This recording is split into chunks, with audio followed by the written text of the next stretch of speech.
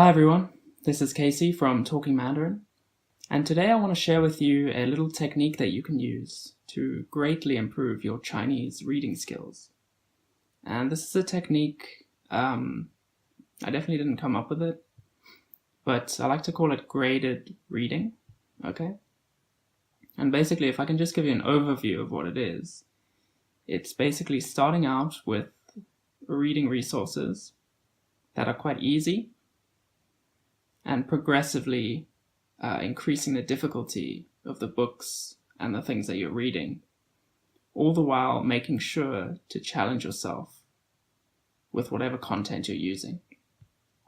Okay, so this is a step-by-step approach, and at every step of the way, you're going to make sure whatever you're reading is just a little bit too difficult for your current level, thereby keeping yourself challenged and allowing you to make more progress, right? Because if you're reading something that's easy, you're not going to make progress. You have to push yourself. So this technique is difficult, and it's going to require you to grind through a lot of new characters and stuff that you probably don't know, but it's effective. And I use this myself to improve my Chinese reading a lot. At the moment, my reading skills in Chinese aren't that great, to be honest. They've declined a little bit. I've been out of the country. I haven't actually done much reading lately. But at one point, my reading skills were pretty good. And it's all thanks to this technique that I used. And I hope to get back into it soon as well. So I'm going to show you some resources I have here as an example of how you can do this. So the first one, it's just Chinese Breeze graded readers. Okay, they come in 3 levels. I happen to have here a couple of the level, I think these are level 3 books. These are written specifically for learners of the language. Okay, they contain a finite number of characters and words. There's no pinyin to help you, but they only contain a certain number of characters, usually. These specific ones contain 750 characters. Okay. Moving on, upping the difficulty a little bit to these books. Okay, these are also graded readers, but they're Chinese traditional stories. And as you can see, there's a lot more text on a page. Okay, there's a lot more content here, there's more pages, there's more characters on a page, and the difficulty level is slightly higher. Then we get to the third level of difficulty, which are these novels, actually. These are fantastic. These are abridged Chinese novels for learners of the language. So they're novels that have been simplified.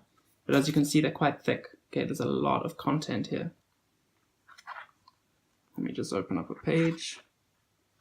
Here we go. You can see these ones do have pinyin, okay, which make it easier to read. But they also come with a special sheet, which basically you put over the page and it covers the pinyin, just lets you see the characters. And that's the way to use it if you really want to improve your reading. Okay. I've got a couple of these here. The next level of difficulty is moving away from resources which are written specifically for learners and starting to read things that are written for native speakers. Okay. So to ease yourself into that, Manga is a great way to do that. I've just done a series about learning Chinese through manga, so you can check that out. Got a couple of books here, One Piece and Bakuman. And these are written for native speakers, okay? So it's going to be a little bit more challenging, albeit not too challenging, because most of these are read by kids, right? So they're not going to contain difficult characters or too difficult words. So quite accessible still. After that, we move on to short stories or novels written specifically for native speakers, not written for learners, okay? So this is The Little Prince in Chinese, a very famous story. I'm sure you've heard of it. It's been published in many, many, many languages, okay? Great book to read if you're trying to improve your Chinese reading. And I'll give you a look at that as well. So you can see here, no pinyin, nothing. This is just text, okay? Just Chinese text written for native speakers. But again, not too difficult because of the nature of the story, right? It's The Little Prince. It's not a complex, intertwined romance story, okay? It's essentially a kid's story, but for adults as well. You can see it's fairly thick too, a lot of content. Okay, so this is the technique that I recommend. You can start this once you have a base level in Chinese characters, right? So you need probably 500 characters for this to be effective. So what you need to do is you need to just grind through those first 500 Chinese characters, okay? And once you have those, start with these graded readers, all right? You can start with level 1 books. I think they only contain 300 unique characters. You smash through level 1, you go right to level 2. Smash through level 2, go to level 3. Okay, I've got 4 of these. When I was in Beijing, I bought every single graded reader I could find. Okay, this is just a selection. I had 5 level 1s, 5 level 2s, I think. But you only got 4 of these here. I read all of them, okay? Then I went on to other graded readers, such as these ones.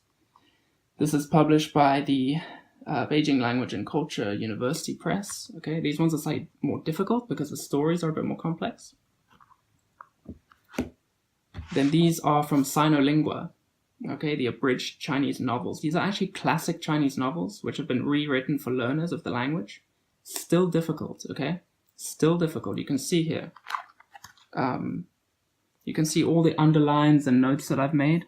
I've actually read this one twice.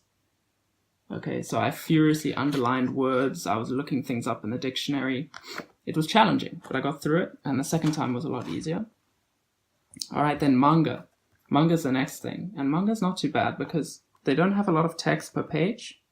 Okay, and if you want to find out more about using manga to learn Chinese, check out my series. It's on my channel.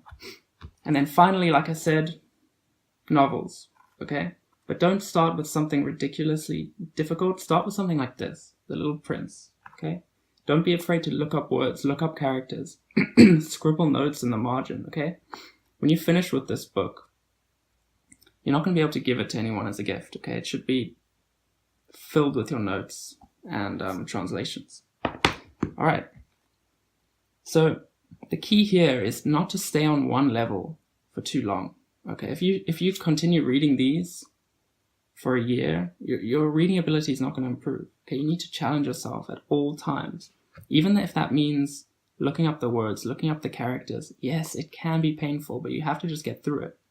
All right. Once I got through all these graded readers, a few of these, 3 of these novels, which I read twice each, okay, and some manga, I was feeling very comfortable. Well, not very comfortable, but very confident with my reading, okay? It's not like I could open a newspaper and just start reading it, but I felt like I'd really made progress.